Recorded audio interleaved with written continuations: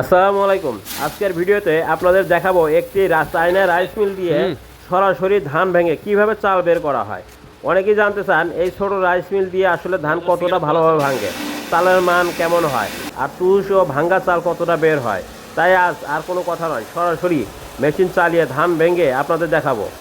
আমরা প্রথমে ধান দিয়েছি, ধান দেওয়ার পরে মেশিনটা চালু করি, চালু করার পরে এই যে এদিক দিয়ে দেখতে পাচ্ছেন চাল বের হচ্ছে।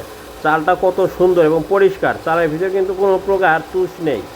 এই চালটা নিয়ে আপনারা সরাসরি রান্না করে খেতে পারবেন এবং বাজারজাত করে ব্যবসা করতে পারবেন।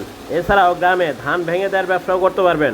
এই চায়না এই মেশিন দিয়ে আপনারা প্রতি ঘন্টায় 10 মণ ধান ভাঙাতে পারবেন এবং 10 মণ ধান ভাঙানোর পরে যে তুষটা পাবেন সে তুষও কিন্তু একেবারে মিহি হবে, একদম গুঁড়ো হবে।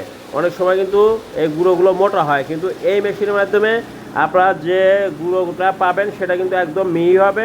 আপনার গরু, ছাগল বা হাঁস, মুরগি সবাই কিন্তু এই তুষটা খেতে পারবে। আমি এখন আপনাদের এই তুষটা দেখাবো যে এই তুষটা কী পরিমাণ মিহি হয় এবং কী পরিমাণ পাউডার হয়। ভিউয়ার্স, এই দেখতে পাচ্ছেন গুঁড়া কত মিহি হয়েছে, একদম পাউডার হয়ে গেছে, এত সুন্দর মিহি হয়।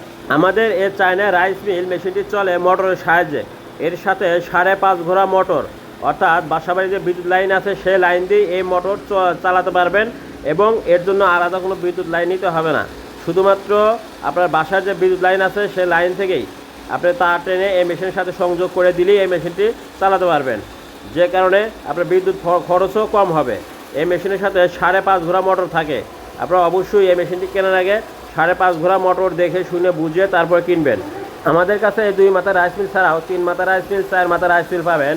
আমরা সারা বাংলাদেশে কুরিয়ারের মাধ্যমে এই সমস্ত মেশিন ডেলিভারি করে থাকি। আপনি চাইলে ঘরে বসেও ফোন করে অর্ডার করতে পারেন। অর্ডার করার জন্য আমাদের স্ক্রিনে থাকা নাম্বারে ফোন করবেন অথবা সরাসরি আমাদের প্রতিষ্ঠানে এসেও ক্রয় করতে পারবেন। আমাদের প্রতিষ্ঠানের ঠিকানা বিডি মেশিনারি, হাতিকাটা, আলোকিয়া, চুয়াডাঙ্গা সদর, চুয়াডাঙ্গা।